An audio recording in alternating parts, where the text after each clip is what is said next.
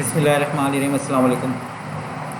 आज जो हमारी टॉपिक है ट्यूटोरियल का वो है ऑब्जेक्ट ओरिएंटेड प्रोग्रामिंग यानी कि ऑब्जेक्ट ओरिएंटेड प्रोग्रामिंग क्या होती है, इसको बहुत लाइट लेके चलेंगे तो अगर आप तो इसको सही से समझ सकेंगे, वरना जो है आप डेफिनेशंस के अंदर जाएंगे तो और ज़्यादा प्रॉब्लम होगी। हम इसको प्रैक्टिकली जो एग्ज़ाम्पल्स हैं उसके साथ जो कुछ सैम्पल प्रोग्राम जो है उसके साथ समझने की कोशिश करेंगे ताकि हमारे को ये ऑब्जेक्ट ओरिएंटेड प्रोग्रामिंग जो सही से समझ में आ सके। तो यहाँ पर अगर आप देखें ऑब्जेक्ट ओरिएंटेड प्रोग्रामिंग क्या होता है, यानी कि ऑब्जेक्ट बेस्ड प्रोग्रामिंग हो रही है। तो मैं पहले थोड़ा सा हल्का सा आपको थ्योरी बताता हूँ, लेकिन जो है थ्योरी के ऊपर ज़्यादा ध्यान मत दिएगा ना। अभी आप लोग जब प्रैक्टिकली समझाऊंगा तो बहुत आसान है, आपको समझ में आ जाएगा। तो ऑब्जेक्ट ओरिएंटेड प्रोग्रामिंग में क्या हुआ कि पहले हम एक क्लास बनाएंगे। क्लास के अंदर जितनी भी चीज़ें आपने अब तक स्ट्रक्चर प्रोग्रामिंग के अंदर इस्तेमाल की थी, चाहे वो लिस्ट हो, चाहे वो लूप्स हो, चाहे वो कंडीशंस हो, फंक्शंस हो या वेरिएबल्स वगैरह हो, वो सारे के सारे जो है आप किसी एक क्लास में एक ग्रुप बनाकर रख सकते हैं। वो आपकी एक पूरी की पूरी जो स्पेसिफिक क्लास हो जाएगी, उसका आप ऑब्जेक्ट बनाएंगे। उस ऑब्जेक्ट के रेफरेंस से मेथड्स को कॉल कर सकते हैं, वेरिएबल्स को कॉल कर सकते हैं। तो ये चीज़ जो है फिर आप जो है ऑब्जेक्ट के थ्रू जो है ऑब्जेक्ट ओरिएंटेड प्रोग्रामिंग करेंगे। ऑब्जेक्ट ओरिएंटेड प्रोग्रामिंग के कुछ पिलर्स भी हैं, यानी कि अगर मैं ये कहूँ कि कोई ऐसी प्रोग्रामिंग लैंग्वेज जो ये दावा करती है कि मैं ऑब्जेक्ट ओरिएंटेड प्रोग्रामिंग लैंग्वेज हूँ और उसके अंदर इनकैप्सुलेशन, इनहेरिटेंस, एब्स्ट्रैक्शन, पॉलीमॉर्फिज्म ये चीज़ में से कोई एक भी मौजूद नहीं है, तो वो लैंग्वेज जो है ऑब्जेक्ट ओरिएंटेड प्रोग्रामिंग लैंग्वेज नहीं कहलाएगी। अब ये इनकैप्सुलेशन, इनहेरिटेंस, पॉलीमॉर्फिज्म या एब्स्ट्रैक्शन क्या होती है, ये सारी चीज़ें जो है मैं आपको एक एक करके बताता रहूँगा।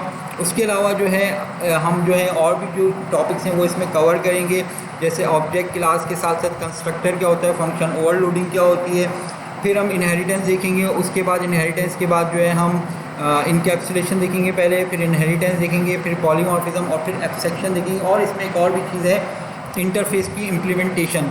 तो ये सारी चीज़ें हम इंशाल्लाह कवर करने की इस वीडियो में कोशिश करेंगे। जितना हो सकता होगा मैं आसान अल्फाजों में आपको समझाने की कोशिश करूँगा। इसको देखते रहिएगा। तो स्टार्ट करेंगे। मैंने एक नया प्रोजेक्ट बनाया है, इसमें यहाँ पर कोई भी चीज़ मौजूद नहीं है, नया प्रोजेक्ट क्रिएट करा हुआ है और इसमें अब मैं एक ऑब्जेक्ट ओरिएंटेड प्रोग्रामिंग करूँगा। क्लास कैसे बनती है, क्लास का कीवर्ड यूज़ होगा। आगे आपने किसी भी कोई भी नाम दे दिया, आपने माई क्लास कर दिया, जो अगर पेरोल सिस्टम बना रहे हैं तो माई पेरोल सिस्टम की क्लास कर दी, जो भी आपको नाम रखना है वो रख दें। क्लास के कीवर्ड के बाद स्पेस आएगा, स्पेस के बाद आपने माई क्लास कर दिया। प्रॉब्लम वही है, अगर आपने यहाँ पर भी स्पेस कर दिया, आपको पता है वेरिएबल्स वगैरह में आप स्पेस नहीं देते, फंक्शन नेम में या मॉड्यूल में स्पेस नहीं दिया जाता, इस तरह यहाँ पे भी क्लास के अंदर आप स्पेस नहीं दिएगा।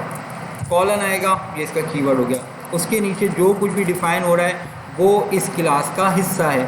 क्या चीज़ें डिफ़ाइन होती हैं, दो चीज़ें डिफ़ाइन होती हैं। कोई वेरिएबल डिफ़ाइन कर दिया आपने, कोई भी आपने वेरिएबल डिफ़ाइन कर दिया, चाहे वो स्ट्रिंग हो, चाहे वो फ्लोट हो, चाहे वो न्यूमेरिक हो। अच्छा, उसके अलावा एक और भी चीज़ है कि आप ऑब्जेक्ट के थ्रू भी वेरिएबल क्रिएट कर सकते हैं। जैसे अगर मैं यहाँ पे ए और एन को क्रिएट नहीं कर रहा, मैं क्लास के अंदर नहीं डिफाइन कर रहा हूँ, लेकिन आप ऑब्जेक्ट के ज़रिए भी वेरिएबल्स को बना सकते हो। मैं आगे दिखा दूँगा आप लोगों को। तो यहाँ पर आपने कोई वेरिएबल बना दिया, उसके बाद जो है हमने यहाँ पर फंक्शन बनाना होगा। कोई फंक्शन भी बना सकते हैं हम। फंक्शन का नाम रख देता हूँ माई फन। ओके, अब ये देखिए माई फन में जब हम यहाँ पर इस तरीके से आते हैं तो जो पाई चार्म है वो मैं आ रही थोड़ी सी हेल्प करता है।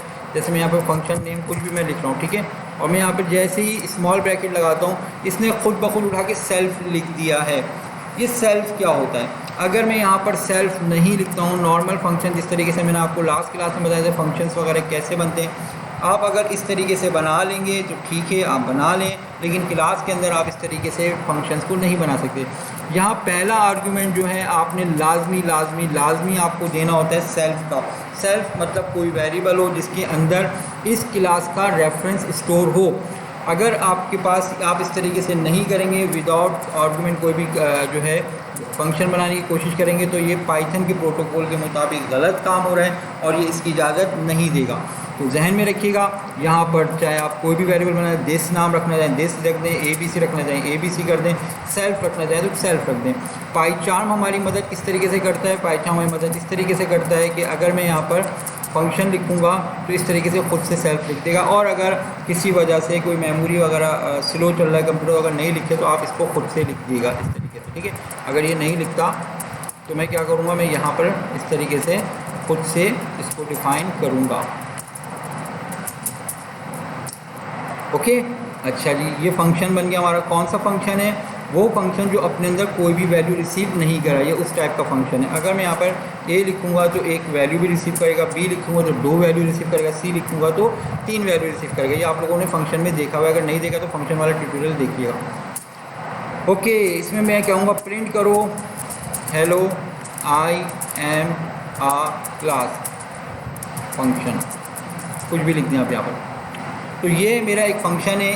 ये फंक्शन मेरा डिफ़ाइन हुआ है क्लास के अंदर।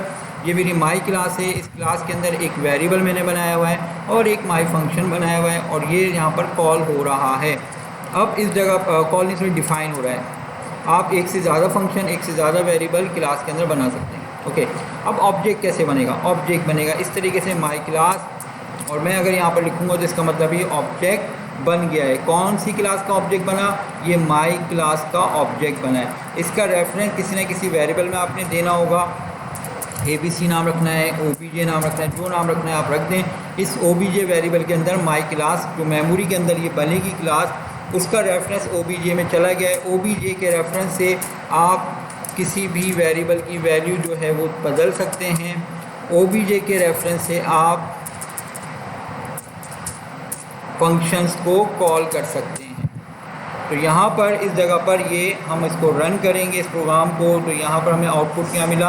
ये ए के अंदर वैल्यू स्टोरी नंबर 1 4 5 6। नंबर 2 काम क्या हुआ कि माई फंक्शन कॉल हुआ। माई फंक्शन के अंदर क्या लिखा हुआ है? Hello I am a class function, वो यहाँ पर डिफाइन हो गया। आप चाहें तो इसके अंदर ए की वैल्यू भी प्रिंट करा सकते हैं, लेकिन यहाँ पर देखें इस जगह पर आ गया एरर, और मैं इसको रन करूँगा तो यहाँ पर एरर यह आया कि आप फंक्शन के अंदर आपने कोई डिफाइन ही नहीं किया। तो आप यहाँ पर इसको इक्वल टू 1 1 1 करेंगे, तो आप इसको यहाँ पर रन करना चाहेंगे तो यहाँ पर क्या आ गया? ये 1 1 आया। इस लोकल फंक्शन यानी कि फंक्शन के अंदर का जो वेरिएबल है उसकी वैल्यू आ रही है।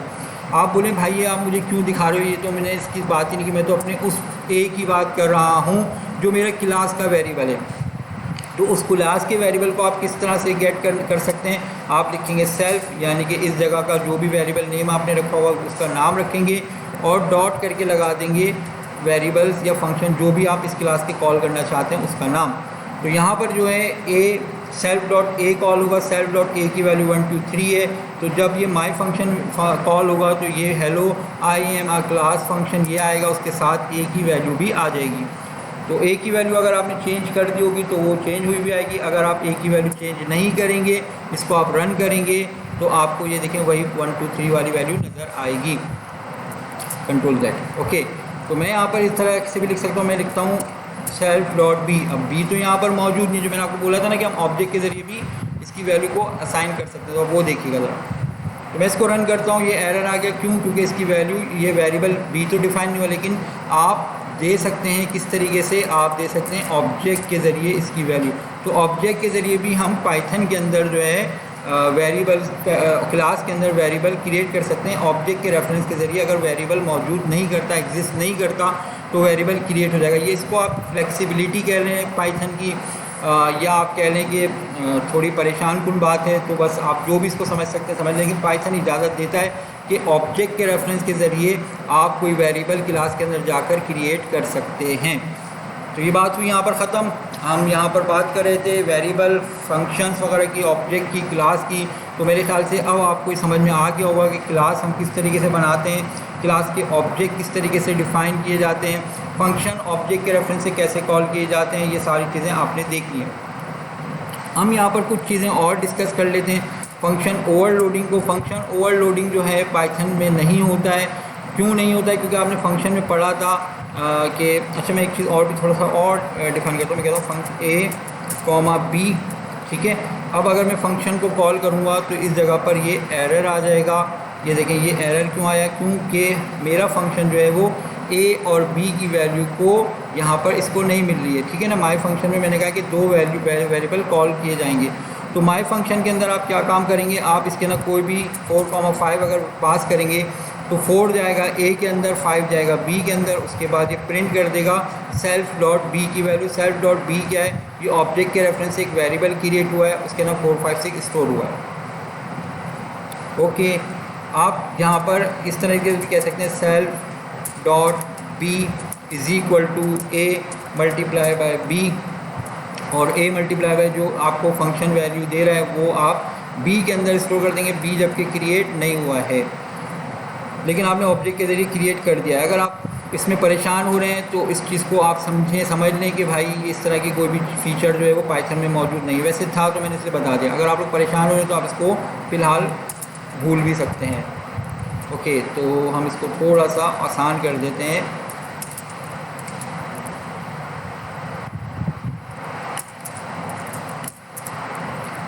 v1 v2 जो है हमारे पास इस माई फंक्शन के आर्गुमेंट हैं। ये रहा v1, ये रहा v2, ओके।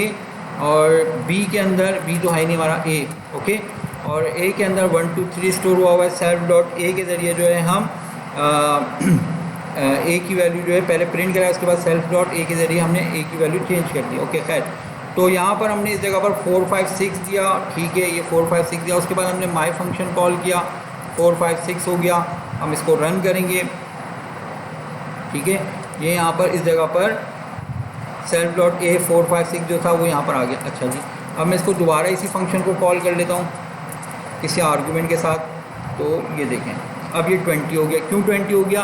क्योंकि पहले फंक्शन ने मल्टीप्लाई करके ऑब्जेक्ट की वैल्यू को बदल दिया है। तो दोबारा जब आप उसी ऑब्जेक्ट के ज़रिए माई फंक्शन को कॉल करेंगे तो ये वैल्यू बदली हुई नज़र आई। आप चाहें तो ए को भी प्रिंट करवा कर देख सकते हैं। प्रिंट,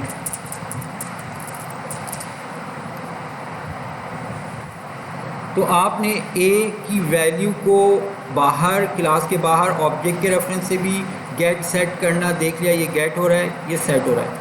और विद इन अ क्लास भी इसको आपने सेल्फ के रेफरेंस से जो है गेट और सेट करना देख लिया है।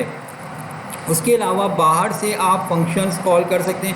अच्छा, और क्लास के अंदर से भी आप फंक्शन के रेफरेंस से कॉल कर सकते हैं। तो वो उसका तरीका क्या होता है, ये आप यहाँ पर मैं एक और फंक्शन बनाता हूँ। डिव ABC फंक्शन का नाम है, सेल्फ लिखा है यहाँ पर। ओके, देखिए यहाँ पे अब नहीं आया क्योंकि इसकी मेमोरी थोड़ी स्लो हो गया है कंप्यूटर, तो ये सेल्फ लिखा हुआ नहीं आ रहा है। अब मैं यहाँ पे कहता हूँ कि प्रिंट करो हेलो ABC।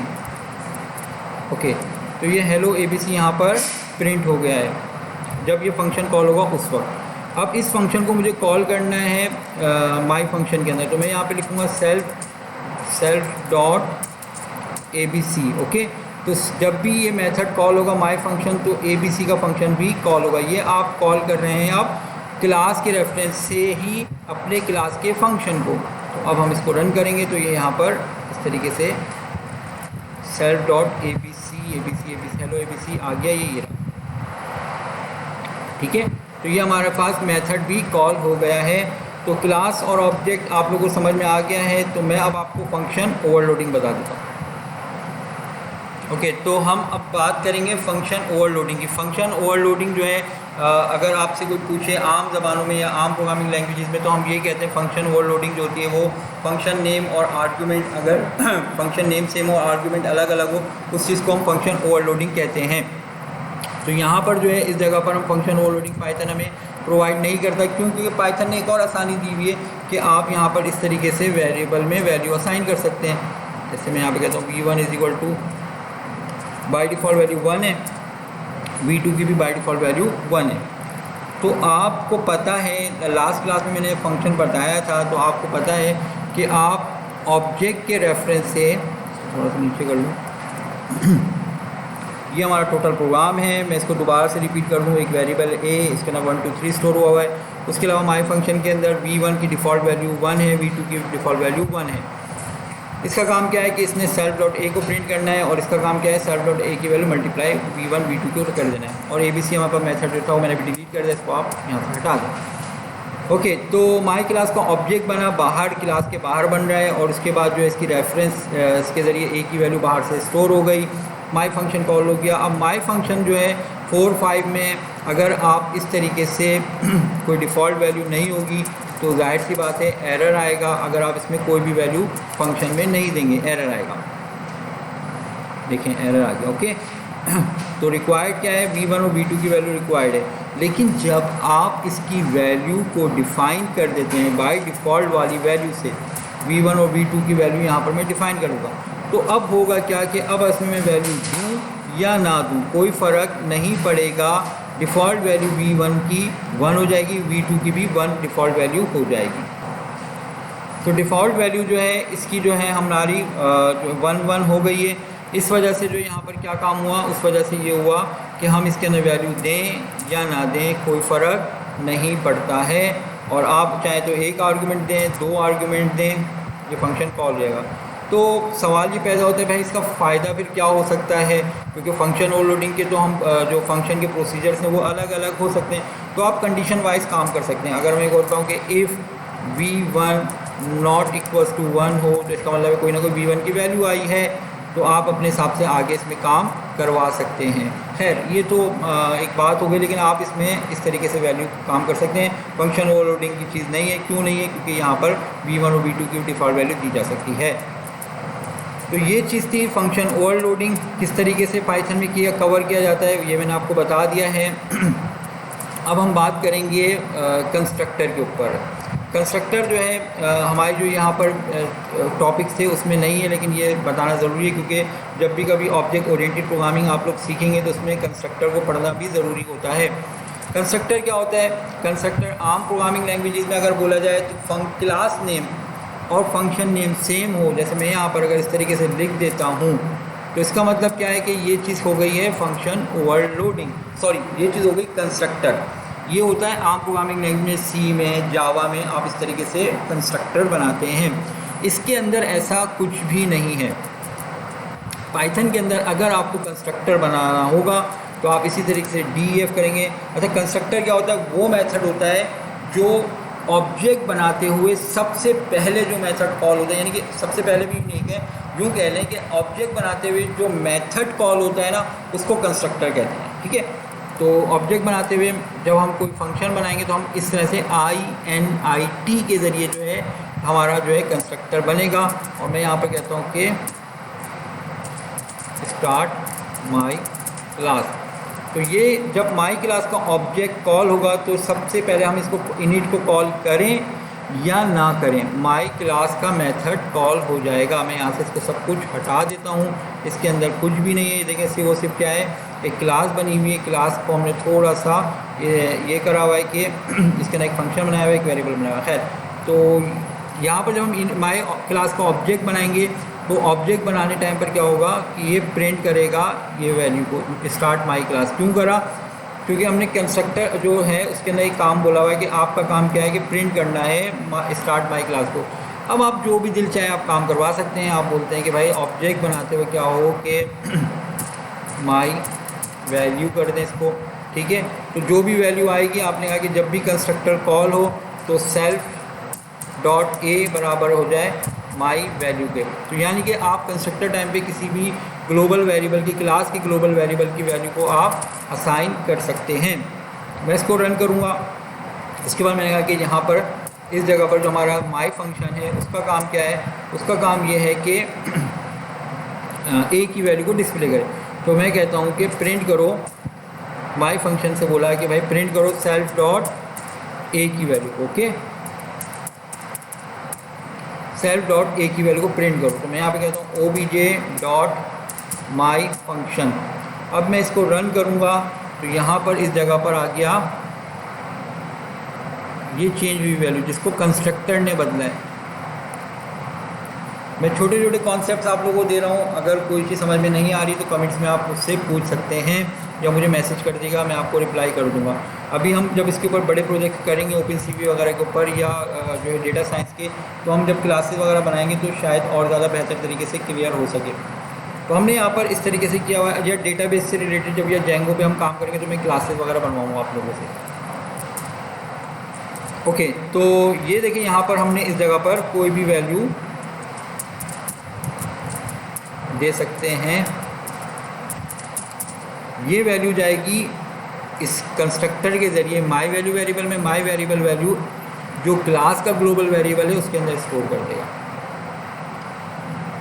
ओके, तो इस तरीके से आप कंस्ट्रक्टर बना सकते हैं। तो कंस्ट्रक्टर के वाले से इतना ही। अगर कोई चीज़ और बीच में जहन में आएगी तो मैं आप लोगों को बता दूंगा। हम बात करेंगे पहले पिलर के ऊपर, इनकैप्सुलेशन के ऊपर। ऑब्जेक्ट ओरिएंटेड का पहला पिलर इनकैप्सुलेशन। इनकैप्सुलेशन क्या होती है? इनकैप्सुलेशन ये होता है कि किसी भी क्लास के मेथड को या वेरिएबल को इस तरह से आप प्रोटेक्ट कर दें कि वो बाहर नज़र ना आ सके, चाहे वो पेरेंट क्लास हो चाहे चाइल्ड क्लास हो, उसको नज़र ना आ सके, उस चीज़ को हम कहते हैं इनकैप्सुलेशन। तो वो किस तरीके से होती है ये मैं आपको दिखा देता हूँ। ये माई क्लास है, माई क्लास के अंदर एक वेरिएबल है ए के अंदर मैंने स्टोर किया है 1 2 3। एक ऑब्जेक्ट बनाया मैंने, कंस्ट्रक्टर के बगैर भी क्लास बन सकती है, अगर नहीं बनाएंगे आप तो वो डिफ़ॉल्ट कंस्ट्रक्टर कॉल हो जाता है पाइथन की तरफ से। ओके, तो obj is equal to my class, मैंने ऑब्जेक्ट बनाया। ऑब्जेक्ट बनाने के बाद मैंने कहा कि obj डॉट ए बराबर है 4 5 6 के, और मैंने कहा कि माई फंक्शन कॉल हो, माई फंक्शन कॉल करके क्या देगा 4 5 6 वैल्यू इसकी दे देगा। ठीक है, ये सिंपल काम था, जो पहला प्रोग्राम था उसी की रिपीट भी हो गया ये। ओके, तो अब हम इसको कर देंगे प्राइवेट ऐसे करते हैं, 2 दफ़ा अंडरस्कोर करेंगे तो ये जो वेरिएबल है, तो आप जब इसकी वैल्यू कॉल करेंगे या इसको बाहर से असाइन करेंगे। अब देखें आउटपुट हमारे हिसाब से 4 5 6 आना चाहिए, लेकिन आउटपुट क्या आएगा? यही आएगा 1 2 3। देखा आपने 1 2 3 आया। अब ये हुआ क्या हुआ, ये मेरे भाई के यहाँ पर ऑब्जेक्ट बना, ऑब्जेक्ट सही है, ठीक है, अंडरस्कोर ए करा तो इसने क्या करा, इस ए वेरिएबल को प्राइवेट कर देगा। प्राइवेट का मतलब क्या है कि बाहर से इसको एक्सेस नहीं है, अलाउ नहीं है। लेकिन यहाँ पर एरर नहीं दे रहा पाइथन क्या कर रहा है कि एक और कोई वेरिएबल या किसी जगह पर गार्बेज या कहीं पे फेंक रहा है वैल्यू, मुझे नहीं पता वो कहाँ जा रही है वैल्यू, मगर यहाँ रिज़ल्ट ये आ रहा है कि इसको हमने इस जगह पर, वैसे आम प्रोग्रामिंग लैंग्वेज में एरर आएगा अगर प्राइवेट को आप एक्सेस करना चाहेंगे तो।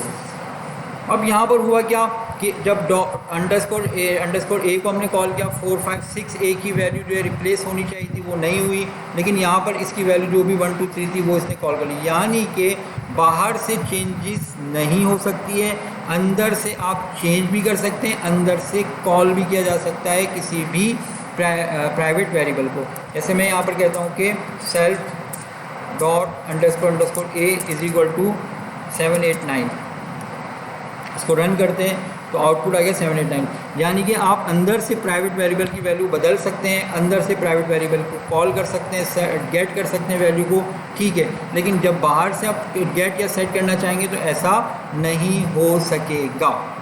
तो ये था आपका ऑब्जेक्ट ओरिएंटेड प्रोग्रामिंग लैंग्वेज का पहला पिलर, इनकैप्सुलेशन। अब मैं ये फंक्शन भी प्राइवेट कर देता हूँ कि ये फंक्शन माई फंक्शन प्राइवेट हो गया। अब क्या होगा, कॉल हम इसी तरीके से करेंगे जिस तरीके से यहाँ पर आ जाता है एरर, फंक्शन में एरर दे देता है, उसमें एरर नहीं देता, ठीक है, वेरिएबल को गेट करने या सेट करने में। तो यहाँ पर ये देखें, इस जगह पर मेथड हमने जब प्राइवेट किया और हमने कहा कि भाई अब इस तरीके से अंडरस्कोर करके कॉल हो जाए, तो यहाँ पर ये देखें एरर आ गया, क्योंकि ये वेरिएबल जो है ये आपका जो है वो प्राइवेट नहीं है, वो जो है यही बता रहा है कि इस तरह का कोई फंक्शन मौजूद नहीं है, जबकि यहाँ पर एग्जिस्ट कर रहा है अंडरस्कोर का फंक्शन। जब मैं इसको हटा देता हूँ तो ठीक हो रहा है भाई, सही से काम कर रहा है, कोई मसला नहीं हो रहा। लेकिन जब मैं इसके अंदर अंडरस्कोर लगा रहा हूँ तो यहाँ पर क्या होता है कि इस जगह पर एरर आ जाता है और बोलता है कि इस तरह का कोई फंक्शन नहीं है, क्योंकि ये प्राइवेट फंक्शन हो गया है, अब इसको बाहर से एक्सेस नहीं किया जा सकता। एक और भी चीज़ होती है जो पाइथन हमें देता है, वो है यहाँ पर एक अंडरस्कोर के साथ यहाँ पर इस तरीके से ये चीज़ जो होती है, ये चीज़ होती है प्रोटेक्टेड। इसमें जो है इस जगह पर यहाँ पर आप आम प्रोग्रामिंग लैंग्वेज में अगर काम करेंगे तो प्रोटेक्टेड जो वेरिएबल है उसके अंदर जो है वो एरर आ जाएगा, प्रोटेक्टेड को एक्सेस करने में आपके पास एरर आएगा, माई फंक्शन जो प्रोटेक्टेड वेरिएबल उसमें एरर आ जाएगा। लेकिन जो है आप पाइथन के अंदर वो एरर नहीं आ रहा, प्रोटेक्टेड वेरिएबल हो या फंक्शन हो वो कॉल हो रहा है 789 करके से, ये माई फंक्शन कॉल हो गया। तो ये प्रोटेक्टेड वेरिएबल क्यों कॉल हुआ है ये तो मुझे नहीं पता, लेकिन यहाँ पर जो है प्रोटेक्टेड जो है जो मैं रिज़ल्ट निकाल पाया हूँ वो ये कि पाइथन के अंदर प्रोटेक्टेड नाम की, वैसे तो आप अगर सर्च करने जाएंगे तो आपको मिल जाएगा। प्रोटेक्टेड जो होता है वो ऐसा वेरिएबल या ऐसा फंक्शन होता है जो चाइल्ड के अंदर कॉल हो सके। हमें भी यही डेफिनेशन हमने पढ़ी थी दूसरी प्रोग्रामिंग लैंग्वेजेस के अंदर। लेकिन जो है पाइथन के अंदर जो है जब हम ये काम करने जा रहे हैं तो बाहर से देखेंगे, मैंने आपके सामने रिजल्ट भी शो कर दिया सबूत के तौर पर कि पाइथन जो है प्रोटेक्टेड को भी एज अ पब्लिक हैंडल कर रहा है, कोई फ़र्क उसको नहीं पड़ रहा, वेरिएबल पब्लिक हो या प्रोटेक्टेड हो उससे कोई फ़र्क नहीं पड़ रहा। हाँ, प्राइवेट अगर होगा, इनकैप्सुलेट हुआ है अगर वेरिएबल, तो फिर उसके ऊपर वो असरअंदाज हो रहा है, फंक्शन के ऊपर एरर दे रहा है, और वेरिएबल को अगर आप उसकी वैल्यू असाइन या गेट या सेट कर रहे हैं तो उसके अंदर वो उसको करने नहीं दे रहा, वो पता नहीं कहाँ पर ले जाकर वैल्यू को रख रहा है। तो मेरे ख्याल से इनकैप्सुलेशन आप लोगों को समझ में आ गया होगा कि इनकैप्सुलेशन क्या होता है। अब हम बात करेंगे सेकंड पिलर के ऊपर, और वो सेकंड पिलर है इनहेरिटेंस। इनहेरिटेंस मतलब क्या है? इनहेरिटेंस मतलब ये आम प्रोग्रामिंग लैंग्वेज के अंदर एक पेरेंट्स की खासियत जो है वो चाइल्ड के अंदर आ जाए तो उसको हम कहते हैं इनहेरिटेंस। पाइथन के अंदर जो है वो ये है कि आपकी जो इनहेरिटेंस है वो क्या हो रहा है, एक क्लास की खासियत दूसरी क्लास के अंदर इस तरीके से मिल जाए, तो इस चीज़ को कहते हैं इनहेरिटेंस। मतलब ये कि आप चाइल्ड क्लास से पेरेंट क्लास के फंक्शन को कॉल कर सकते हैं और पेरेंट क्लास से चाइल्ड क्लास के फंक्शंस को भी कॉल कर सकते हैं। तो ये सब कुछ जो है वो क्या चीज़ है, ये आपकी है इनहेरिटेंस। ये काम होगा कैसे, मैं यहाँ पर बना कर दिखाता हूँ।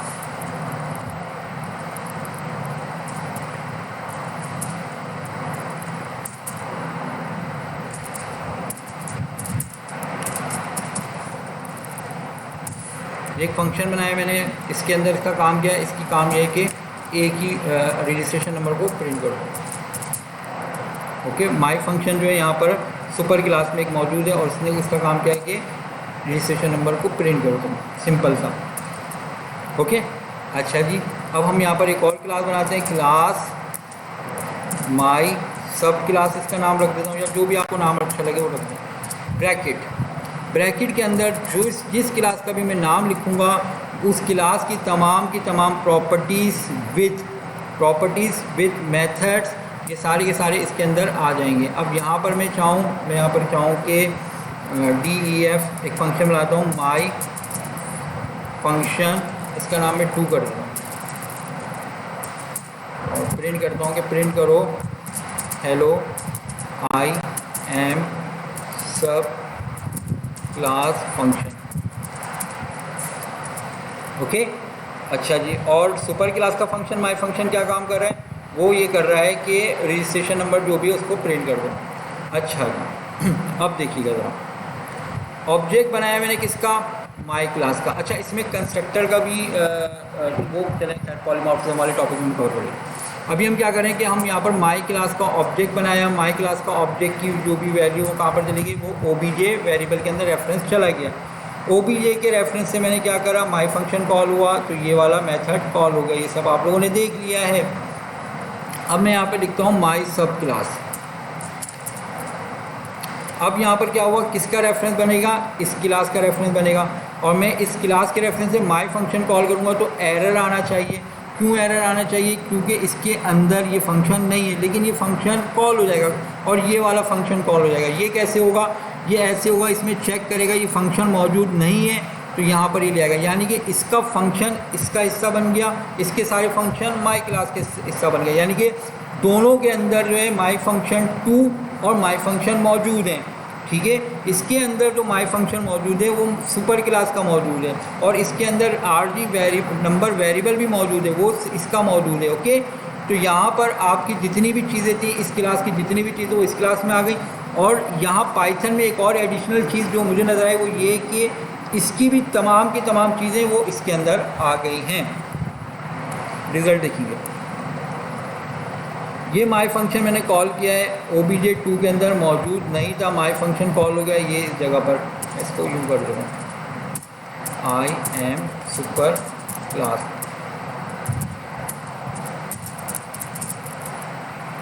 मैं इसको रन करूँगा यहाँ पर, तो इस जगह पर क्या काम हुआ, आई एम सुपर क्लास ये कॉल हो गया, किसके रेफरेंस से, सब क्लास के ऑब्जेक्ट के रेफरेंस से। तो ये बात तो आम प्रोग्रामिंग लैंग्वेजेस में भी होती है और हमें नज़र आती है इनहेरिटेंस करते हुए। और मैं यहाँ पर इस जगह पर अगर मैं बोलता हूँ कि माई फंक्शन 2 कॉल करो, तो ये तो सीधी सी बात हो गई कि इसने इसको यहाँ पर ये कॉल कर लिया इस तरीके से। अब थोड़ा सा और कंफ्यूज करता हूँ मैं प्रोग्राम को, वो इस तरीके से करूँगा कि मैं यहाँ पर बोलता हूँ कि इस जगह पर माई फंक्शन कॉल हो, ये आप सब क्लास के रेफरेंस से सुपर क्लास का आपने फंक्शन कॉल कर लिया। ठीक है भाई, अब अगर मैं कहता हूँ कि सेल्फ ये नई चीज़ है पाइथन के अंदर, सेल्फ डॉट माई फंक्शन 2। अब इसके रेफरेंस से यानी अपने ही ऑब्जेक्ट के रेफरेंस से माई फंक्शन 2 कॉल कर रहा है, जबकि इसके अंदर ये क्लास जो है सब क्लास इंक्लूड नहीं हुई। सब क्लास के अंदर सुपर क्लास इंक्लूड हुई है, लेकिन हम क्या करें, सेल्फ के रेफरेंस से जा रहे हैं किसके पास, माई फंक्शन 2 के पास, तो ये भी कॉल हो जाएगा। ये देखें मैंने यहाँ पर रहते हुए यहाँ पर इस जगह पर मौजूद नहीं है, लेकिन फिर भी ये इसने कॉल कर दिया है। तो ये पाइथन के अंदर मौजूद है कि इसके अंदर से हम सुपर क्लास से सब क्लास के फंक्शन भी कॉल कर रहे हैं। और इसी तरीके से मैं इसको यहाँ से हटा देता हूँ। मैं यहाँ पे कहता हूँ कि फंक्शन कॉल हो कौन सा, सेल्फ डॉट माई फंक्शन, कौन सा फंक्शन कॉल होगा, सुपर क्लास का। तो ये सब क्लास के ज़रिए सुपर क्लास और सुपर क्लास के ज़रिए हम सब क्लास के फंक्शन को कॉल कर रहे हैं। माई फंक्शन 2 भी यहाँ पे कॉल होगा ना, ओके, इस जगह पर। तो यहाँ पर हमने देखा कि ये सब क्लास का फंक्शन कॉल हुआ और फिर सब क्लास के अंदर हमने सुपर क्लास के मेथड को कॉल किया हुआ, इनहेरिटेंस की वजह से वो यहाँ पर आ गया है। लेकिन जो है हमने एक और भी चीज़ देखी कि जो हमारी पेरेंट क्लास है, जो सुपर क्लास है, उसके ज़रिए से भी हम इसके रेफरेंस को कॉल, इसके मेथड को हम कॉल कर रहे हैं। तो ये थी इनहेरिटेंस। आसान अल्फाजों में अब मैं इसको थोड़ा सा रिकॉल करते हैं। वो ये कि एक क्लास आपने बनाई, उस क्लास के अंदर आप मेथड, प्रॉपर्टीज़ वगैरह मौजूद हैं, वो चाह रहे हैं आप किसी दूसरी क्लास के अंदर भी ऐड हो जाए, तो वो चीज़ कहलाती है इनहेरिटेंस। तरीका क्या है, तरीका बहुत सिंपल सा है। आपने क्लास बनाई और उसके बाद अगर आप इसको यूज कर देंगे, आज़ाद छोड़ देंगे, तो कोई मसला नहीं, ये क्लास अलग है और ये क्लास अलग है, कोई इसमें असर नहीं होगा। लेकिन मैं ब्रैकेट करके कोई दूसरी क्लास का नाम लिख दूँ, किसी भी क्लास का नाम लिख दूँ, अपनी क्लास का या किसी दूसरी क्लास का जो पहले से पाइथन की अपनी क्लास है, मैं वो इसका नाम लिख दूँगा, तो उसकी तमाम प्रॉपर्टीज़ इसके अंदर आ जाएंगी। तो यहाँ पर इस जगह पर क्या हुआ कि माई क्लास की जितनी भी प्रॉपर्टीज़ थी और मेथड्स थे, वो सारे के सारे इसमें ऐड हो गए। इस चीज़ को कहा जाता है इनहेरिटेंस। और हमने क्या देखा कि जितने भी यहाँ पर जो इसके मेथड थे वो भी इसके अंदर ऐड हो गए, उसका भी हमने सबूत देख लिया है। तो ये इनहेरिटेंस था। और अब हम बात करेंगे तीसरे पिलर के ऊपर, और वो है पॉलीमॉर्फिज्म। पॉलीमॉर्फिज्म क्या होता है, मैं सब मिटा रहा हूँ, ठीक है। मैंने कहा कि क्लास ए के अंदर मैंने कहा कि इसके अंदर फंक्शन है फन, प्रिंट करेगा ये क्या चीज़, हेलो ए को, ओके। इसी तरीके से एक और क्लास बनाई मैंने, क्लास बी, सेम फंक्शन है और उसका काम क्या है कि प्रिंट करेगा हेलो बी को। और एक और क्लास बनाई मैंने सी, और इसका काम क्या है कि सी को प्रिंट करेगा, ओके। 3 क्लास है हमारे पास, एक का काम है, तीनों के अंदर सेम नाम के फंक्शन मौजूद हैं, और यहाँ पर तीनों का काम क्या है, एक का काम हेलो ए है, एक का हेलो बी, एक का काम हेलो सी प्रिंट करना है। तीनों के अलग अलग काम है, ओके। तो यहाँ पर ए हम कहते हैं कि तुम आज़ाद हो, बी कहते हैं कि नहीं तुम आज़ाद नहीं हो, तुम्हारे अंदर इनहेरिट हो रही है ए, और सी तुम्हारे अंदर क्या इनहेरिट हो रही है, तुम्हारे अंदर इनहेरिट हो रही है बी। अब आप यहाँ पर इस जगह पर अगर आते हैं तो सी के अंदर फन नाम के 3 फंक्शन मौजूद हैं। 3 फंक्शन, दोबारा रिपीट कर रहा हूँ, सी क्लास के अंदर फन नाम के 3 फंक्शंस मौजूद हैं जिनके आर्गुमेंट भी सेम हैं। तो ये चीज़ कहलाती है फंक्शन ओवरराइडिंग। यहाँ पर मैं कर्सर लेकर आऊँगा तो ये बता भी रहा होगा, ठीक है। Overrides method B, method in B, यानी कि आपने जो है ओवरराइड किया है बी क्लास के मेथड को, सही है। और यहाँ पर अगर आऊँगा तो ये देखें, यहाँ पर भी इसी तरीके से बता रहा है, मेथड ओवरराइड हो रहा है किसका, ए क्लास का, ओके। और यहाँ पर ये इस तरह बता रहा है कि मेथड ओवरराइड हो रहा है सी क्लास का। खैर, ये ओवरराइड क्या होता है, ओवरराइड जो है आपकी एक ही क्लास, यानी कि एक ही क्लास, इस वजह से बोल रहा हूँ कि एक क्लास में तो आप फंक्शन नहीं बना सकते ना, लेकिन यहाँ पर ये फंक्शन जो है क्योंकि अगर मैं यहाँ पर नहीं बनाता, आपने इनहेरिटेंस में देखा है कि होगा क्या कि इसके अंदर अगर बी इंक्लूड हो रही है तो इसका मतलब क्या है कि बी की जितनी भी चीज़ें वो यहाँ पर आ गई, तो बी के अंदर फन मौजूद है तो इसके अंदर आ जाएगा, चाहे हम लिखें या ना लिखें। तो अब यहाँ पर क्या है कि जब यहाँ पर ऑलरेडी मौजूद है और इसमें हमने एक और फंक्शन बना लिया, सही है, तो इसके अंदर सी के अंदर 3 मेथड हो गए, बी का भी मेथड फन मौजूद है और ए का मेथड भी यहाँ पर मौजूद है। ए का क्यों है, क्योंकि बी के अंदर ए मौजूद है। ए की तमाम प्रॉपर्टीज़ बी में आई, यानी कि इसकी तमाम की तमाम फंक्शन ए क्लास के वो इसके अंदर आ गए, यानी कि फ़न के अंदर ए बी क्लास के अंदर फ़न नाम के 2 फंक्शन हो गए। सी को हमने कहा कि तुम इंक्लूड हो रहे किससे, बी से, तो 2 इसमें थे फ़न, इसमें 1 था, तो 3 हो गए सी के अंदर। खैर, तो मैं यहाँ पे कहता हूँ O B J is equal to C class का हमने ऑब्जेक्ट बनाया, ओ बी जे डॉट हमने कहा कि फ़न को कॉल करो, ओ बी जे के रेफरेंस से फ़न कॉल होगा। आप इसको डायरेक्ट भी कर सकते हैं, कोई मसला नहीं है, मैं डायरेक्ट भी करके दिखाता हूँ। तो ओ बी जे के रेफरेंस से सी कॉल होगा, तो सी का जो फ़न है वो क्या काम करेगा, हेलो सी को प्रिंट करेगा। यहाँ पर ये चीज़ आ गई, हेलो सी प्रिंट कर देगा। ओके, अब इस जगह पर क्या काम हो रहा है, यहाँ पर इस जगह पर मैं यहाँ से बोलता हूँ कि इस नाम का कोई फंक्शन ही मौजूद नहीं है, चेंज कर दिया। ओके, तो जब यहाँ पर ये फंक्शन मौजूद नहीं है तो ये क्या काम करेगा, अपने से ऊपर अपने अब्बू की जो क्लास है ना उसके पास जाएगा। ठीक है ना, ये बी जो है ये अब्बू हैं सी के, और ये ए जो है दादा। ठीक है, तो क्या होगा, अपने से ऊपर की जो क्लास है उसके पास जाएगा, उसकी जो फ़न क्लास है उसको वो कॉल, फ़न मेथड उसको कॉल करेगा। तो सी के अंदर फ़न मौजूद नहीं है तो बी के पास जाएगा, तो ये क्या करेगा, हेलो बी प्रिंट कर देगा। और अगर बी में भी मौजूद नहीं है फ़न तो क्या करेगा, वो ए के पास चला जाएगा। ठीक हो गई बात। तो ये जो हायरार्की चली है, सब क्लास से सुपर, फिर सुपर, फिर सुपर, फिर सुपर क्लास, इस चीज़ को जो है कहा जाता है पॉलीमॉर्फिज्म। यानी कि जो हायरार्की चल रही है फंक्शन कॉल करने की सब क्लास से सुपर क्लास की, इसको कहा जाता है पॉलीमॉर्फिज्म। तो यहाँ पर मेरे ख्याल से अब आप लोगों को समझ में आ गया होगा। तो हम इस तरीके से हम डायरेक्ट भी कॉल कर सकते हैं, डायरेक्ट भी कॉल करके दिखाता हूँ। कभी ज़रूरत कर रहा हूँ काम तो आप लोग परेशान नहीं होगा, मैं सी डॉट फ़न करूँ इस तरीके से। ये ऑब्जेक्ट बनाए, कहीं हमें रेफरेंस स्टोर करने की ज़रूरत नहीं, हमें डायरेक्ट फ़न को कॉल कर लेंगे। तो यहाँ पर सी के ज़रिए फ़न, सी का फ़न कॉल करेगा, सी में नहीं है तो बी के पास जाएगा, बी में नहीं है तो ए के पास जाएगा। ये पॉलीमॉर्फिज्म के ज़रिए इसने हेलो ए को प्रिंट कर दिया है। तो ये जो चीज़ थी इसको कहा जाता है पॉलीमॉर्फिज्म। तमाम प्रोग्रामिंग लैंग्वेज में जो ऑब्जेक्ट ओरिएंटेड प्रोग्रामिंग लैंग्वेज है इसके अंदर पॉलीमॉर्फिज्म का कॉन्सेप्ट मौजूद होता है। ओके, तो अब हम बात करेंगे एब्स्ट्रैक्ट क्लास के ऊपर। एब्स्ट्रैक्ट क्लास किस तरीके से इस्तेमाल होगी। एब्स्ट्रैक्ट क्लास पहले समझ लें होता क्या है। एब्स्ट्रैक्ट क्लास ये ऐसी क्लास जो नामुकम्मल क्लास हो, तो इसको हम कहते हैं एब्स्ट्रैक्ट क्लास। नामुकम्मल क्लास कैसे होती है कि आप कोई मेथड बनाएं और उसको आप नामुकम्मल छोड़ दें। इसके लिए छोड़ दें नामुकम्मल अपने चाइल्ड के लिए, कि जो क्लास भी आपकी क्लास को इनहेरिट करेगी उसने लाजमी उस मेथड को बनाना है, उस एब्स्ट्रैक्ट मेथड को लाजमी बनाना है। तो उसके लिए आप क्लास को एब्स्ट्रैक्ट रख देंगे। तो ये चीज़ जो है एब्स्ट्रैक्शन कहलाती है, और ये आपका चौथा और आखिरी पिलर है ऑब्जेक्ट ओरिएंटेड प्रोग्रामिंग के। इसी की तरह का इंटरफेसेस भी होते हैं। मैं कोशिश करूँगा कि इस वीडियो में इंटरफेस वगैरह को भी बता दूँ। तो पहले हम एब्स्ट्रैक्ट को देख लेंगे, उसके बाद फिर हम इंटरफेसेस को देखेंगे। तो आप किस तरीके से बनाएंगे, आप यहाँ पर जो है डायरेक्ट जो है एब्स्ट्रैक्ट क्लास नहीं बना सकते। उसके लिए आपको हेल्प लेनी पड़ेगी पैकेज की। उस पैकेज का नाम है ABC, यानी कि एब्स्ट्रैक्ट क्लास से मफहूम बनाकर ABC उन्होंने रखा है पाइथन ने इस क्लास का नाम, इस पैकेज का नाम। तो आप किस तरीके से लिखेंगे, आप लिखेंगे फ्रॉम ABC पैकेज से इंपोर्ट करो किसको, ABC को, कॉमा, और इसमें हमें एब्स्ट्रैक्ट, अगर मेथड चाहिए तो मेथड, प्रॉपर्टी चाहिए तो प्रॉपर्टी। जो आपको यहाँ पर एब्स्ट्रैक्ट कराना हो, चाहे मेथड चाहे प्रॉपर्टी, तो आप यहाँ पर करवा सकते हैं। अब बनेगा किस तरह, आपने कहा क्लास, क्लास का नाम आपने क्या करा, क्लास का नाम रख दिया हेलो क्लास 1, जो भी नाम, या माई क्लास ही रख देता हूँ नाम, दूसरा माई क्लास इसका नाम रखा।